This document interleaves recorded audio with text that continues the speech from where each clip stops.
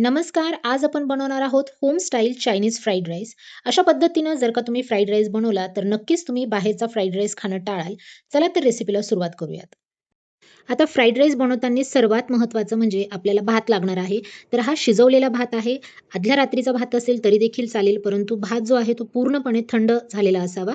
बासमती तांदूळ तुम्ही वापरू शकता. मी या ठिकाणी कोळमचा जो भात आहे तो वापरलेला आहे. आपल्याला काही सॉसेस लागणार आहेत. शेजवानचा सॉस आहे, रेड चिली सॉस आहे, सोया सॉस आहे आणि टोमॅटो केचप आहे. प्रत्येकी 1 चमचा मी हे सॉसेस घेतलेले आहेत. आता यानंतर आपल्याला भरपूर भाज्या यामध्ये घालायच्या आहेत. एरवी मुलं भाज्या खात नाहीत, परंतु अशा चायनीज पदार्थांमधल्या भाज्या ते आवडीनं खातात. यामध्ये आता आपण कोबी घेतलेला आहे. कोबी एकदम फाईनली चॉप करून घेतलेला आहे. जवळ-जवळ 2 वाटी या ठिकाणी बारीक चिरलेला कोबी घेतलाय. एक मध्यम आकाराची शिमला मिरची ते देखील मी फाईनली चॉप करून घेतलेली आहेत. 2 मध्यम आकाराचे कांदे फाईनली चॉप करून घेतलेले आहेत. आलं लसूण या ठिकाणी तो देखील मी चॉपरमधूनच एकदम बारीक चॉप करून घेतलेला आहे. ठेचून घेतलेला नाहीये, चॉप करून घेतलेला आहे. यानंतर गाजर पण या ठिकाणी 1 वाटीभर गाजर मी फाईनली चॉप करून घेतलेला आहे. आता या ज्या भाज्या आहेत एकदम बारीक चिरलेल्या तुम्हाला दिसतायत. या मी हाताने नाही कट केलेल्या आहेत. तर बघा या ठिकाणी हे अगारोचं चॉपर आहे. यामध्ये मी ह्या भाज्या ज्या आहेत त्या एकदम बारीक अशा चॉप करून घेतलेल्या आहेत. हे जे आहे चार्जेबल आहे. याला चार्जिंग केली की ते मिक्सरप्रमाणे तुम्हाला अशा पद्धतीने एकदम फाईन अशा पद्धतीचं आपल्याला चॉपिंग जे आहे तर ती भाज्यांची करून देतं. त्याच पद्धतीने आपण टोमॅटो वगैरे देखील यामध्ये जास्त फिरवला तर प्युरी देखील त्याची बऱ्यापैकी चांगली बारीक होते. अशा पद्धतीने ह्या सगळ्या भाज्या या ठिकाणी आपण तयार करून घेतलेल्या आहेत. आता आपण रेसिपीला सुरुवात करूयात. फ्राईड राईस बनवण्यासाठी हेवी बॉटम असलेली आणि थोडीशी आकाराने मोठी असलेली कढई घ्यायची आहे. म्हणजे आपल्याला फ्राईड राईस चांगला यामध्ये हलवता येईल. आता यानंतर कढई आपल्याला चांगली तापवून घ्यायची आहे. कढई एकदा चांगली तापली की यामध्ये आपल्याला तेल घालायचे. 2 पळी मी तेल यामध्ये टाकलेलं आहे. तेल चांगलं गरम करून घ्यायचं आहे.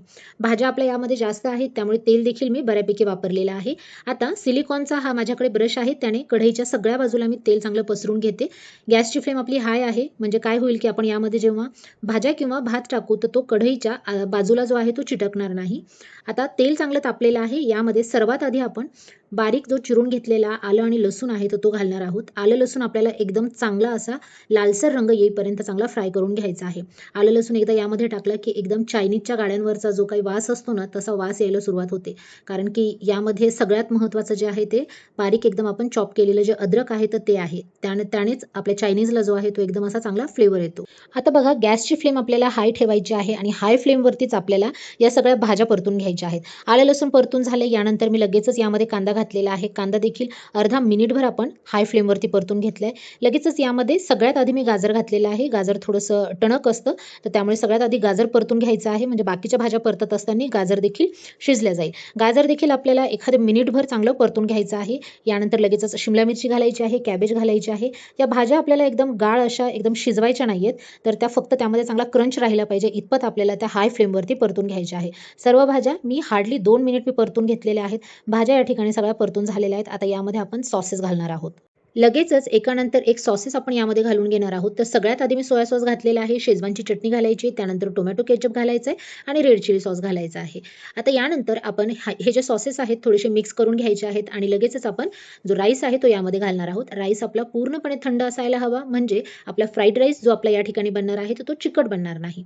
बघा थंड करून घेतलेला भात आहे तो यामध्ये मी घालते. एकदम हाय फ्लेमवरती सगळा भात जो आहे तर तो यामध्ये चांगला मिक्स करून घ्यायचा आहे. आता या सगळ्या भाताला जे आहे हे सगळं बारीक भाज्यांचं कोटिंग त्याच्यानंतर सॉसेसचं जे कोटिंग आहे ते लागायला हवं. यामुळे एकदम चांगलं मिक्स करून घ्यायचं आहे. गॅसची फ्लेम आपल्याला थोडी देखील कमी करायची आहे. हाय फ्लेमवरतीच करून घ्यायचं आहे. 2 ते 3 मिनिट हाय फ्लेमवरती भात आपल्याला परतून घ्यायचा आहे.